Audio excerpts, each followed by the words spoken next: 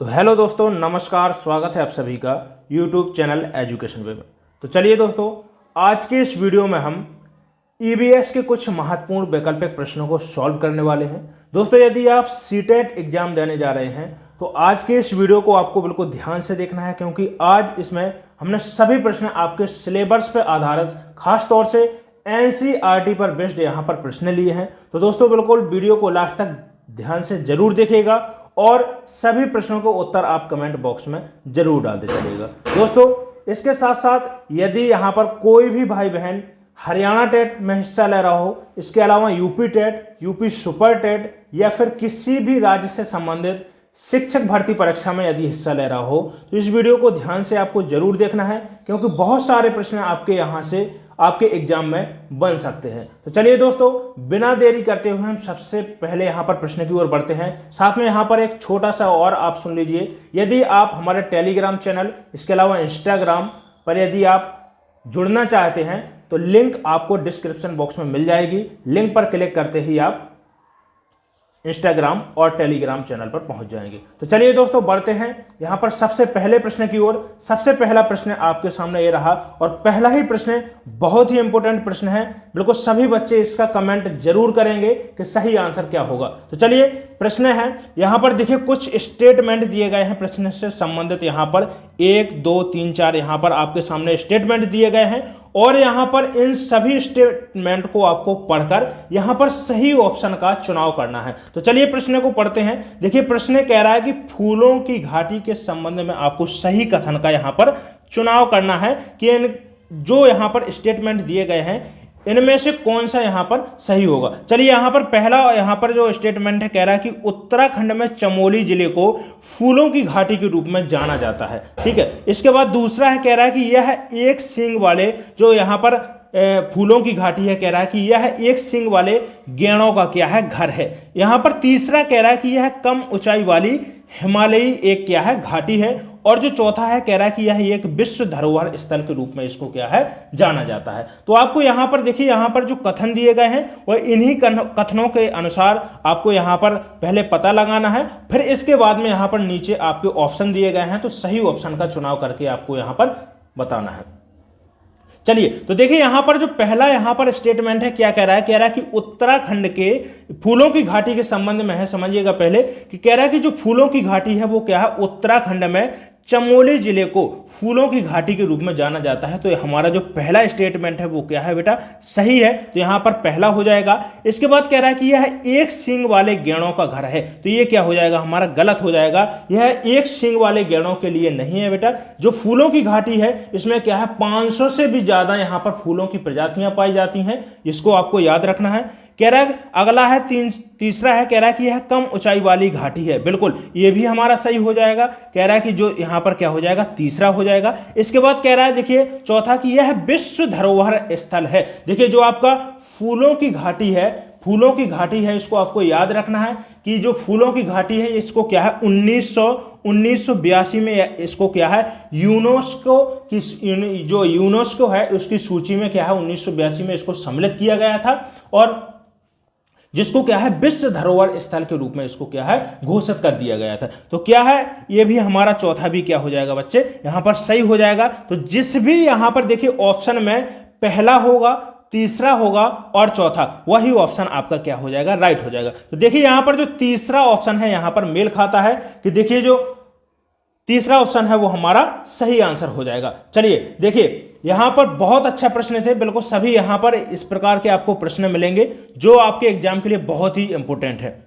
चलिए देखिए, अगला प्रश्न है, एक और प्रश्न आपके सामने, बहुत ही धमाकेदार प्रश्न है, बिल्कुल इंपॉर्टेंट लगा लीजिएगा। बिल्कुल मैं आपको 100% इस प्रश्न के आपके चांस रहेंगे एग्जाम में पूछने के। देखिए अगला प्रश्न है, कह रहा है कि निम्नलिखित में से हमारे देश के किस राज्य में ज्यादातर लोग नारियल के तेल में पकी हुई समुद्री मछली खाना पसंद करते हैं। तो देखिए यहां पर पहला ऑप्शन दिया गया है, यहां पर गोवा है, क्या है, गोवा। यहां पर दूसरा है, कह रहा है जम्मू कश्मीर में, बिहार में या फिर मिजोरम में। तो आपको बताना है कि देखिए ये ऐसा कौन सा राज्य है जहां पर नारियल के तेल में पकी हुई समुद्री मछली खाना पसंद करते हैं लोग। आपको राज्य का नाम बताना है और बहुत ही इंपॉर्टेंट प्रश्न है। चलिए, तो चलिए देखिए यहां पर गोवा की बात आती है तो यहां पर पहला ऑप्शन बिल्कुल राइट हो जाएगा। देखिए नारियल के तेल में पकी हुई मछली खाना पसंद कहां के लोग करते हैं, तो वो गोवा के लोग हैं। यहां पर पहला ऑप्शन हमारा बिल्कुल सही आंसर हो जाएगा। गोवा राज्य से संबंधित देखिए यहां पर प्रश्न और भी यहां से आपके एग्जाम में बनते हैं कि देखिए जो गोवा है वो क्या है, एक सबसे छोटा, भारत का क्या है सबसे छोटा राज्य कौन सा है, वो गोवा है। इसके अलावा जम्मू कश्मीर की बात करते हैं तो देखिए यहां जम्मू कश्मीर में यदि फेमस यहां के भोजन की बात करते हैं कि जम्मू कश्मीर का सबसे फेमस भोजन क्या है, तो देखिए सरसों के तेल में, यदि देखिए यहां पर जो कंफ्यूज करने वाला यहां पर प्रश्न बन सकता है। देखिए एक तो आपसे पूछ रहा है कि नारियल के तेल में पकी हुई समुद्री मछली खाना कहां के लोग पसंद करते हैं, और जो दूसरा है यहां पर कि सरसों के तेल में पकी हुई मछली, सरसों के तेल में पकी हुई मछली कहां के लोग खाना पसंद करते हैं, तो बेटा जम्मू कश्मीर के लोग सरसों के तेल में पकी हुई मछली खाना पसंद करते हैं। इसके बाद बिहार की बात करते हैं तो भैया लिट्टी चोखा का नाम आपने जरूर सुना होगा। लिट्टी चोखा कहां का प्रसिद्ध भोजन है, बिहार का प्रसिद्ध भोजन है। इसके अलावा देखिए मिजोरम, तो मिजोरम की बात करते हैं तो देखिए बाई, प्रसिद्ध भोजन कौन कौन से हैं, एक तो बाई हो गया। इसके अलावा देखिए कोट पीठा यदि आपसे पूछता है कि कोट पीठा कहां का मुख्य यहां का व्यंजन है, कहां का है, मिजोरम का व्यंजन है। इसके अलावा देखिए आपसे पूछता है कि 5 फॉरेन तरकारी, तो ये तीनों कहां के हैं, प्रसिद्ध व्यंजन है, मिजोरम के हैं। एक तो बाई हो गया, एक हो गया कोट पीठा, और आपका 5 फॉरेन तरकारी। तो ये सभी यहां पर प्रश्न बहुत इंपॉर्टेंट है, इनको आप नोट कर लीजिएगा। चलिए इसी क्रम में बढ़ते हैं हम अगले प्रश्न की ओर, और सभी बच्चे एक लाइक जरूर कर दें इस वीडियो को यदि आपको वीडियो अच्छा लग रहा हो। चलिए अपने दोस्तों में शेयर करते रहिए इस वीडियो को। चलिए अगला प्रश्न है, देखिए यहां पर शिक्षण से जो पेडागोजी, देखिए बच्चे जो आपका सीटेट है यहां पर 50% तक आपके एग्जाम में यहां पर पेडागोजी के यहां पर प्रश्न पूछे जाएंगे। तो देखिए पेडागोजी के भी प्रश्न हमने साथ में सम्मिलित किए हैं। देखिए कह रहा है कि ईबीएस में कौन सा दृष्टिकोण न केवल क्या सिखाना है बल्कि कैसे सीखना है इस पर भी ध्यान केंद्रित करता है, तो बताइएगा। पहला ऑप्शन कह रहा है कि विचार विमर्श के द्वारा, या फिर कह रहा है कि गतिविधि पर आधारित, तीसरा कह रहा है कि वाद विवाद, और जो चौथा कह रहा है कि इनमें से कोई नहीं। तो देखिए यहां पर एक आपको ऐसा चीज बताना है जो क्या है, बल्कि कह रहा हो जो क्या करता हो कि क्या सीखने पर जोर न देकर कैसे सीखना है इस पर भी जोर देता है। तो देखिए गतिविधि आधारित, देखिए जब गतिविधि, विचार विमर्श तो डायरेक्ट हो जाएगा, इसमें कैसे पर कैसे जोर दिया जाएगा बताइए। जबकि गतिविधि बच्चा करेगा तो कैसे करना है और क्या करना है इस पर भी क्या है, जोर दिया जाएगा। तो यहां पर दूसरा ऑप्शन हमारा सही हो जाएगा। चलिए अगला प्रश्न है, कह रहा है कि नीता आंध्र प्रदेश जाती है और वह 2 साड़ियां खरीदती है जो विशेष रूप से वहीं बनाई जाती हैं, वे क्या कहलाती हैं। पहला ऑप्शन कह रहा है, बहुत पहली बात तो मैं आपको बता दूं यहां पर इंपोर्टेंट लगा लीजिएगा, बहुत ही इंपोर्टेंट प्रश्न है। तो यहां पर कह रहा है कि कलमकारी और कंथा, दूसरा है पोचमपल्ली और कलमकारी, तीसरा है पोचमपेल और काजीबरम, और कलमकारी और चंदेरी। तो देखिए यहां पर ऑप्शन दूसरा यहां पर सही आंसर हो जाएगा। अब देखिए एक यहां पर प्रश्न है, देखिए यहां पर समझिएगा इसको। कह रहा है कि देखिए नीता क्या करती है, आंध्र प्रदेश जाती है और वो क्या करती है, 2 साड़ियां खरीदती है। तो देखिए जो पोचमपल्ली है वो किस लिए प्रसिद्ध है, एक तो आंध्र प्रदेश का क्या है गांव, पोचमपल्ली एक गांव भी है, और इसी गांव में क्या है, कपड़े का, रेशमी और सूती क्या है, कपड़ों का क्या है, उद्योग यहां पर चलता है। किसका, कपड़ों का उद्योग किया जाता है। तो जो वहां पर साड़ी बनाई जाती है उसका नाम भी क्या है, पोचमपल्ली। तो देखिए गांव का नाम भी वही है पोचमपल्ली, और जो वहां पर कपड़े का उद्योग है उसका नाम भी, जो साड़ियां हैं उसका नाम भी क्या है, पोचमपल्ली है। तो ये दोनों याद रखिएगा, इंपॉर्टेंट है, ठीक है। चलिए अगला प्रश्न है, देखिए कह रहा है कि कक्षा 5 के छात्रों को यात्रा विषय पर एक प्रस्तुति देने के लिए 4 भावी शिक्षकों को कहा गया था। उनमें से प्रत्येक मुख्य रूप से निम्नलिखित रणनीतियों में से एक पर केंद्रित था। ऑप्शन है, कह रहा है कि स्पष्टीकरण के साथ यात्रा के विभिन्न तरीकों को दिखाने के लिए चार्ट का उपयोग करना, दूसरा कह रहा है कि यात्रा के विभिन्न तरीकों को समझाने के लिए पाठ्य पुस्तक सामग्री का उपयोग करना। तीसरा कह रहा है छात्रों को यात्रा के विभिन्न तरीकों की तस्वीरें एकत्रित करने और स्क्रैप बुक तैयार करने के लिए कहना। और चौथा कह रहा है कि छात्रों को यात्रा के विभिन्न तरीकों का उपयोग करके स्वयं के अनुभवों को बताने के लिए कहना। तो देखिए, छात्रों को यात्रा के विभिन्न तरीकों का उपयोग करके जो उनके द्वारा अनुभव किए गए हैं, जो उनके द्वारा यात्रा के दौरान जो भी अनुभव किए गए हैं, उनको क्या है, अनुभव बताने के लिए कहना। तो यहां पर चौथा ऑप्शन हमारा सही आंसर हो जाएगा। चलिए अगला प्रश्न है, कह रहा है कि किस देश को दुनिया में कार्बन नेगेटिव देश के रूप में माना गया है? पहला ऑप्शन अफगानिस्तान, दूसरा कह रहा है कि बहरीन, तीसरा है भूटान और चौथा है नेपाल। तो देखिए, कार्बन नेगेटिव देश के रूप में किसको जाना जाता है? तो यहां पर देखिए, मैं आपको बताता हूं कार्बन नेगेटिव देश के रूप में हम किनको, दो देशों को जानते हैं। एक तो आपका भूटान हो गया, और जो दूसरा है, भूटान हो गया, और जो दूसरा है वो है सूरीनाम। कौन सा? सूरीनाम।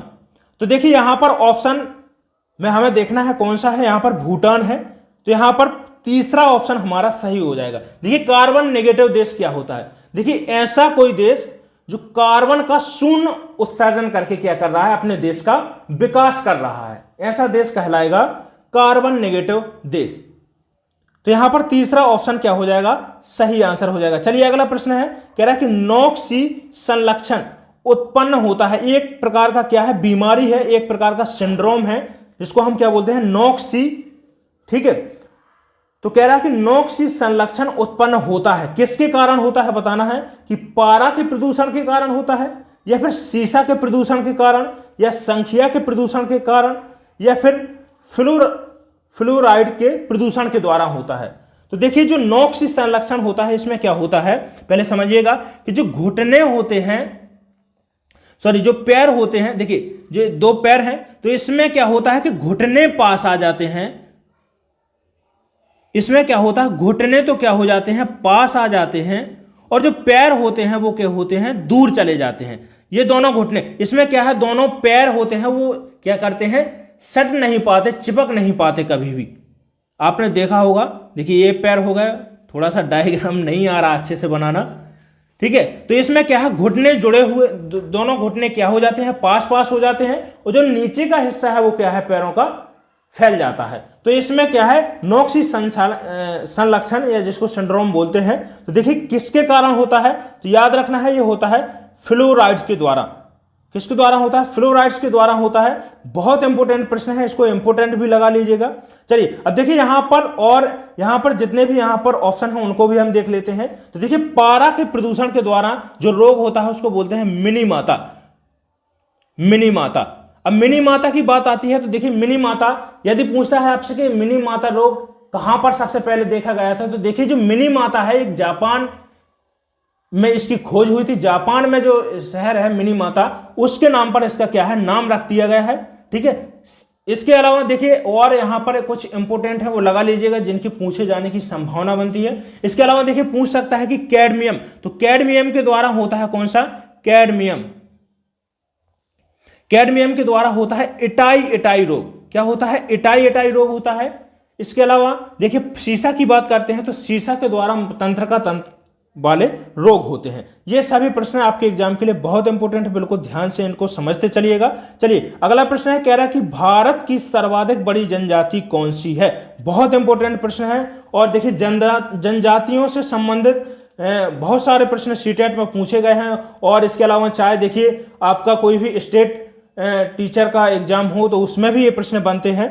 चलिए कमेंट करके बताइएगा कि भारत की सबसे बड़ी जनजाति कौन सी है। बहुत ही सिंपल प्रश्न है और कई बार ये पेपर में ये प्रश्न बन चुके हैं। चलिए यहां पर पहला कह रहा है कि भील जनजाति है, गोंड है, या फिर संथाल है, या फिर थारू जनजाति है।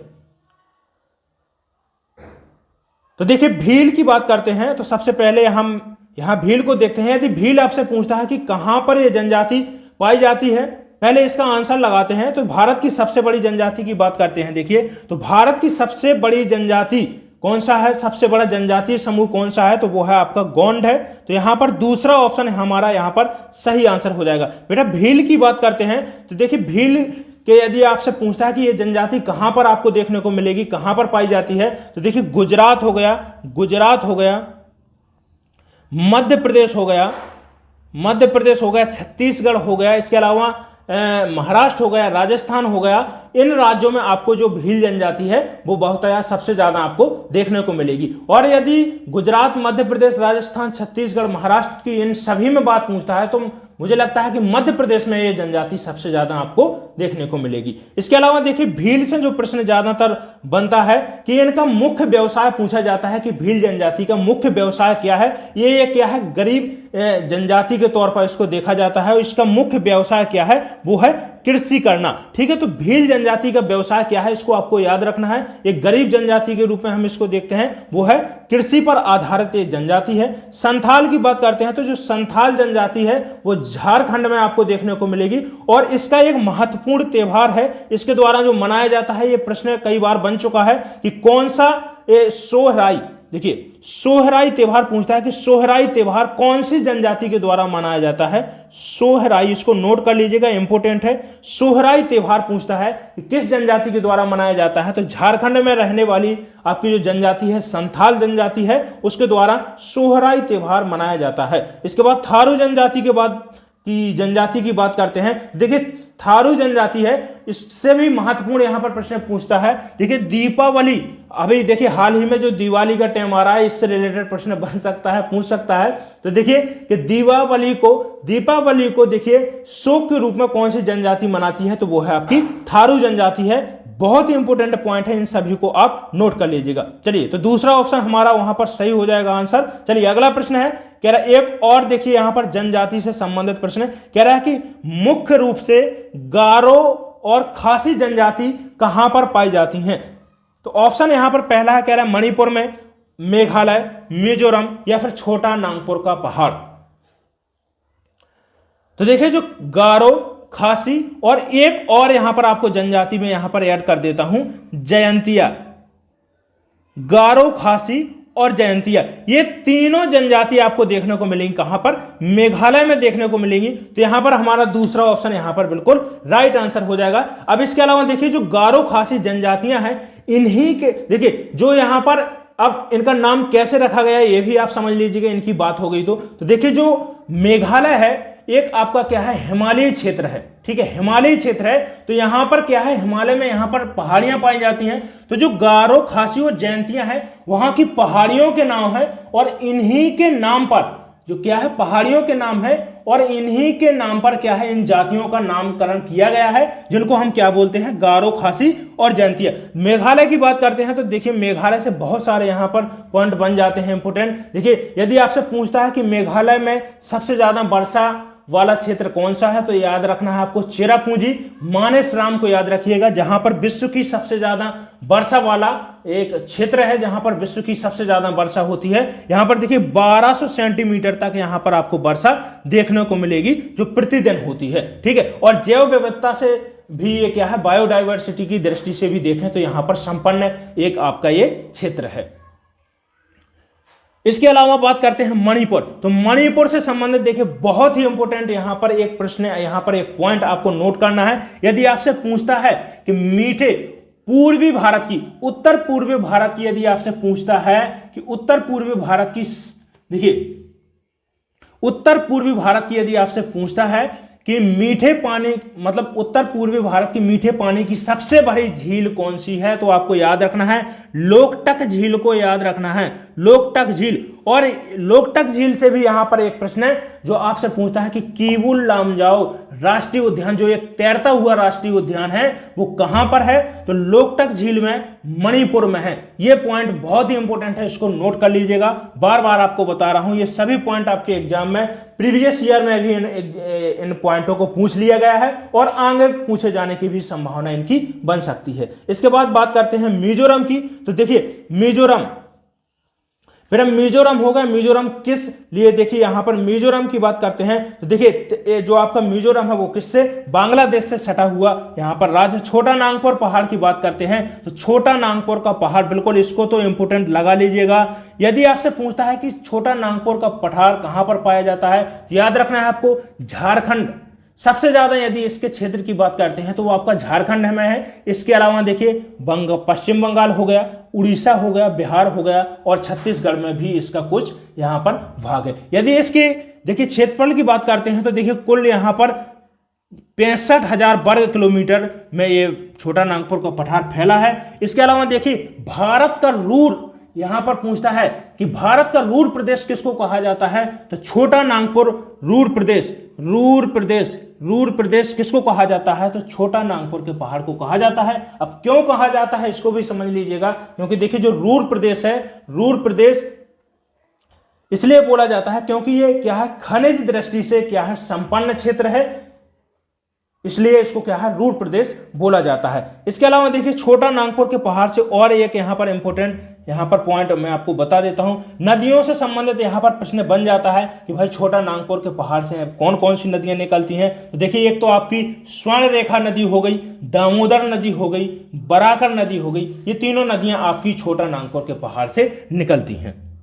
चलिए दोस्तों बहुत अच्छा, यदि वीडियो आपको अच्छा लग रहा हो, सभी चीजें यहां पर समझ में आ रही हो तो प्लीज मेरा एक लाइक जरूर कीजिएगा इस वीडियो को, और यदि आप चैनल पर नए हो तो चैनल को सब्सक्राइब जरूर कर लीजिएगा और इस वीडियो को अपने दोस्तों में शेयर जरूर करते रहिएगा। चलिए यहां पर अगला प्रश्न है, कह रहा है कि सान्या हाल ही में अपनी उच्च शिक्षा के लिए कहां गई थी, दिल्ली गई थी, लेकिन उसे क्या है, सर्दी और खांसी ने पकड़ लिया है। अब क्या है, उसकी नाक बह रही है। उसने क्या है, अपनी मां को फोन किया और उसकी मां ने उसे क्या है, कुछ प्राकृतिक सामग्री उपयोग कर हर्बल चाय बनाने के लिए सलाह दी है।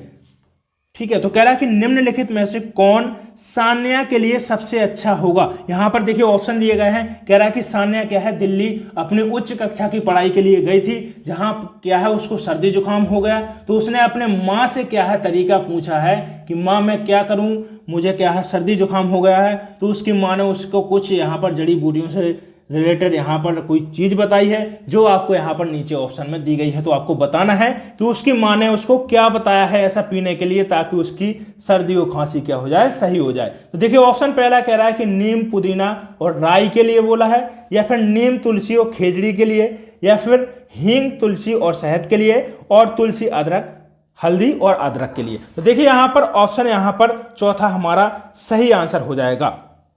देखिए तुलसी है वो क्या है, औषधीय गुणों से संपन्न एक पौधा है, इसको आपको याद रखना है, बहुत इंपॉर्टेंट है। ऐसे ही हल्दी, देखिए जो टर्मरिक है वो क्या है, एक इसमें एंटीबैक्टीरियल वायरल, इसमें क्या है एंटीबैक्टीरियल वायरल गुण पाए जाते हैं। हल्दी में भी, अदरक भी आपका क्या है सर्दी जुकाम के लिए बहुत अच्छा है। तो यहां पर ऑप्शन चौथा हमारा क्या हो जाएगा।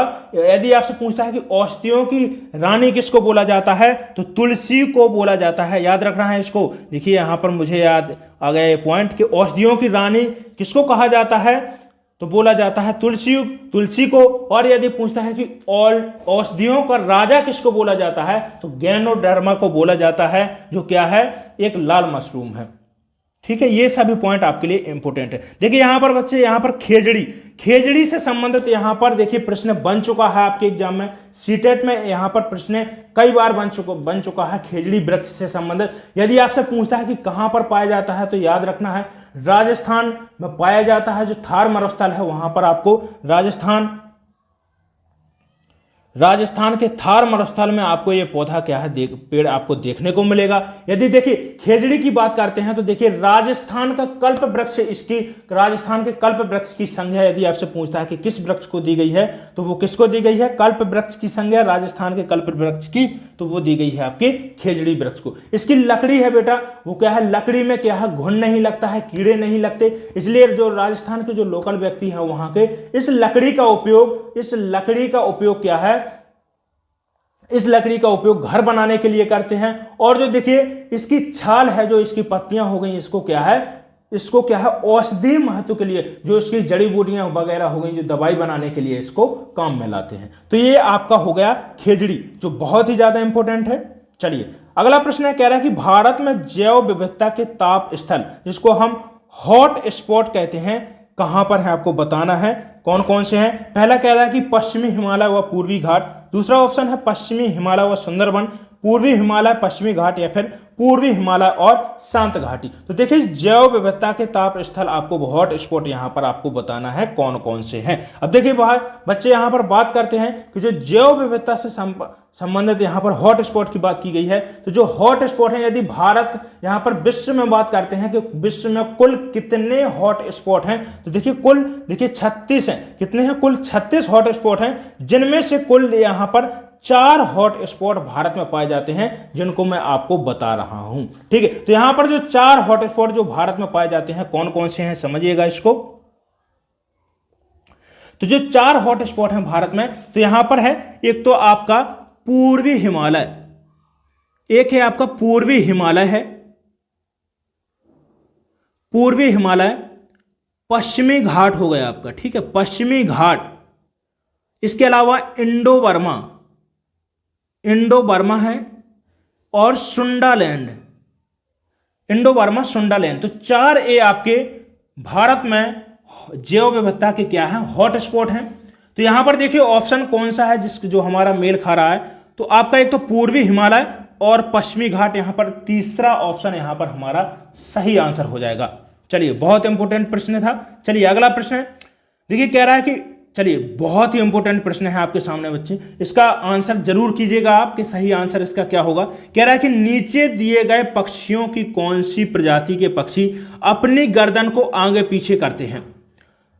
तो पहले तो इसको इंपॉर्टेंट लगा लीजिएगा। तो यहां पर पहला ऑप्शन कह रहा है उल्लू, कौवा, या फिर बसंत गौरी, जिसको हम बारबेट के रूप में, इसका नाम याद रखना, क्योंकि देखिए जो सीटेट है वो क्या है, आपसे नाम बदलकर भी प्रश्न पूछ सकता है। तो इसका जो नाम है वो क्या है, बारबेट है। और चौथा ऑप्शन दिया गया है मैना। तो यहां पर बताना है कि कौन सी एक पक्षी की प्रजाति है जो अपनी गर्दन को आगे पीछे करती है। तो देखिए यहां पर ऑप्शन चौथा हमारा यहां पर सही आंसर हो जाएगा। अब देखिए जो मैना है, मैना से संबंधित यहां पर देखिए प्रश्न जो पूछा गया था सीटेट में, समझिएगा। देखिए क्या पूछा गया था, कह रहा था कि झटके के साथ ऐसा कौन सा पक्षी है जो झटके के साथ में अपना सिर पीछे की ओर ले जाता है। तो एक आपका जो पक्षी है वो कौन सा है, मैना है। ठीक है, तो ये याद रखिएगा, इनको नोट कर लीजिएगा। देखिए इसके अलावा देखिए और प्रश्न मैना से संबंधित कि देखिए एक पक्षी ऐसा बताना है आपको जो मनुष्य की आवाज की क्या है, नकल करता है। तो देखिए यहां पर 2 पक्षी हैं, यहां पर आपको देखने को मिलेगा। एक तो हो गया पैरट, एक तो हो गया आपका तोता और मैना। ये दोनों ऐसे पक्षी हैं जो मनुष्य की जो आवाज हम निकालते हैं उसकी क्या है, नकल करते हैं और बात करते हैं। तो ये भी प्रश्न बन सकता है, इंपोर्टेंट है। ठीक है, तो मैना हो गया और एक आपका तोता हो गया। इसके बाद बात आती है उल्लू की। तो देखिए उल्लू से भी संबंधित, देखिए उल्लू कैसा, एक रात्रिचर प्राणी है, ऐसा प्राणी जो रात्रि में जागता है और दिन के समय क्या है, निष्क्रिय रहता है। तो एक रात्रिचर प्राणी है उल्लू। और देखिए एक यहां से उल्लू से इंपॉर्टेंट पॉइंट कि देखिए जो उल्लू है वो क्या है, मनुष्य की तरह इसमें सामने की तरफ आंखें पाई जाती हैं। वो कौन सा पक्षी है, तो याद रखना है आपका उल्लू है। और जो उल्लू है वो अपनी गर्दन को 270 डिग्री तक या क्या है, घुमा सकता है। कहीं कहीं पर बेटा 360 डिग्री दिया गया है, तो याद रखना है वो गलत दिया गया है। जो उल्लू है वो कितनी 270 डिग्री तक अपनी गर्दन को घुमा सकता है, एक रात्रिचर प्राणी है। और एक पॉइंट जो मैंने बताया है आपको कि इसकी आंखें कैसे होती हैं, मनुष्य की तरह क्या होती हैं, सामने की तरफ आंखें होती हैं। कौवा की बात आती है, देखिए तो कौवा जो अपने जो पेड़ है वो क्या करता है कि कौवा पेड़ की सबसे ऊंची डाली होती है उस पर घोंसला बनाता है। देखिए यहां पर समझिएगा, ऐसे पहले ऑप्शन हमारा चौथा यहां पर सही आंसर हो जाएगा। देखिए जो कौवा होता है वो पेड़ की जो सबसे ऊंची डाली होती है, सबसे ऊंची डाली पर क्या बनाता है, घोंसला बनाता है। लेकिन जो चील होती है वो क्या है, अपने इलाके की सबसे ऊंची डाली पर घोंसला कौन बनाता है, वो बनाता है चीलियाबाज बनाता है। तो इसको आपको याद रखना है, ये सभी आपके लिए बहुत इंपॉर्टेंट पॉइंट है। ठीक है, चलिए अब देखिए बसंत गौरी से संबंधित यहां पर कि पूछता है कि पेड़ के तने में गहरा छेद करके अंडे कौन रखता है कठफोड़वा की तरह, तो वो है आपका बसंत गौरी, जिसको हम बारबेट के रूप में जानते हैं। चलिए अगला प्रश्न है, चलिए एक और इंपॉर्टेंट प्रश्न कह रहा है कि कन्नौज किसके लिए प्रसिद्ध है, लकड़ी के निर्माण के लिए, जमादानी वस्त्र या इत्र के लिए, या फिर कह रहा है कि पटोला प्लेट के लिए। तो देखिए इत्र के लिए कन्नौज क्या है, प्रसिद्ध है। चलिए अगला प्रश्न है, कह रहा है कि किसके द्वारा भारत श्रीलंका से अलग होता है। ऑप्शन किसके द्वारा, कौन सा एक डिवाइडर है जो भारत को श्रीलंका से अलग करता है। कह रहा है कि स्वेज नहर करती है, पाक, जल डमरू मध्य, या फिर खंबात की खाड़ी, और कह रहा है कि कच्छ की खाड़ी। तो यहां पर देखिए सबसे पहले हम आते हैं स्वेज नहर की बात करते हैं। तो देखिए जो स्वेज नहर है वो किसको, यूरोप को एशिया से, किसको, यूरोप को एशिया से, यदि आपसे पूछता है कि यूरोप को एशिया से कौन अलग करता है तो वो है आपकी स्वेज नहर है। इसके अलावा देखिए यहां पर स्वेज नहर से संबंधित पूछता है कि यदि भूमध्य सागर को लाल सागर से कौन अलग करता है तो वो भी आपकी कौन है, स्वेज नहर है। पाक जल डमरू मध्य की बात करते हैं तो भारत को श्रीलंका से अलग करता है, भारत को श्रीलंका से अलग करता है। ये आपके पॉइंट इंपोर्टेंट है। यदि आपसे पूछता है कि भारत को पाकिस्तान से अलग, तो रेड क्लिफ रेखा, इसको याद रखिएगा आप, इंपोर्टेंट है। भारत को अफगानिस्तान से अलग कौन करता है, डोरंड रेखा करती है। भारत को चीन से अलग कौन करता है, तो मैकमोहन रेखा हो गई। तो ये सभी पॉइंट आपके एग्जाम के लिए बहुत इंपोर्टेंट है। चलिए देखिए यहां पर कच्छ की खाड़ी दिया गया है, तो यहां पर एक इंपोर्टेंट पॉइंट सुन लीजिएगा। यदि आपसे पूछता है कि तैरता हुआ राष्ट्रीय पार्क कहां पर आपको देखने को मिलेगा, तो वो है आपका गुजरात की कच्छ की खाड़ी में आपको तैरता हुआ राष्ट्रीय पार्क, आपको तैरता हुआ पार्क कहां पर है, कच्छ की खाड़ी में। चलिए अगला प्रश्न है, कह रहा है कि घातक जहर साइनाइड का रासायनिक नाम क्या है, बताना है आपको। कह रहा है हाइड्रोक्लोरिक एसिड, सल्फ्यूरिक एसिड, या फिर नाइट्रिक अम्ल, या फिर प्राकृतिक, सॉरी यहां पर प्राकृतिक अम्ल नहीं, यहां पर है प्रूसिक एसिड।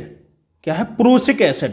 देखिए जो प्रूसिक एसिड होता है इसकी प्रवृत्ति कैसी होती है, एक जहरीला है, एक जहर है, तो इसको क्या है, साइनाइड नाम का रासायनिक नाम है। इसका सूत्र की बात करते हैं तो आपका एससीएन इसका सूत्र होता है, याद रखना है, बहुत ही इंपॉर्टेंट प्रश्न है। जो प्रूसिक एसिड होता है वो क्या होता है, घातक जहर होता है। चलिए दोस्तों आज के प्रश्न बस इतने ही, आज का सेशन इतना ही दोस्तों। वीडियो में कमेंट करके जरूर बताएंगे कि आज के सभी प्रश्न कैसे लगे हैं। दोस्तों यदि सभी यहाँ पर प्रश्न आपको अच्छे लगे हों, वीडियो में जो चीज़ें मैंने बताई हैं समझ में आई हों, तो वीडियो को एक लाइक जरूर कीजिएगा, और चैनल पर यदि नए हो तो चैनल को सब्सक्राइब कर लें। दोस्तों चलिए इसके बाद मिलते हैं अगले वीडियो में, तब तक के लिए धन्यवाद।